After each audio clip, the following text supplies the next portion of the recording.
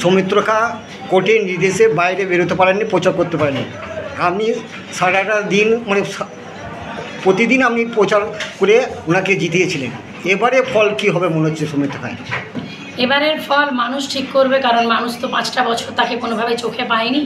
এমনকি তার দলের লোকেরাও চরম বিপদে, চরম দুর্দিনে শ্মশানের খরচটুকুও পায়নি। এটা তো আপনারা সবাই দেখেছেন পরশু দিনের ঘটনা।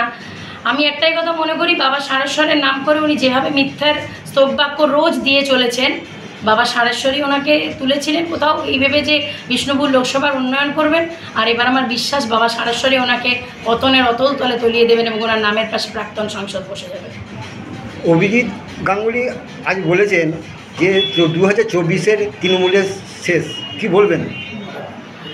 অভিজিৎ গাঙ্গুলিকে যে জনতা হিসেবে কিছুদিন আগে একটু সম্মান করছিলাম, কোথাও মনে হচ্ছিল যে উনি একজন সৎ বিচারপতি মনে হয়। দেখুন, যদিও আমরা বিচার ব্যবস্থা নিয়ে বা কোর্ট নিয়ে কথা বলতে চাই না, কিন্তু এখন তো উনি আর বিচারপতি নেই, এখন উনি প্রাক্তন হয়ে গেছেন। কিন্তু বুঝতে পারিনি যে ওনার মধ্যে ছিল ক্ষমতার লালসার লোভ, এবং সর্বোপরি উনি বিজেপির একজন পদলেহনকারী বিচারপতি হিসাবে কাজ করছিলেন।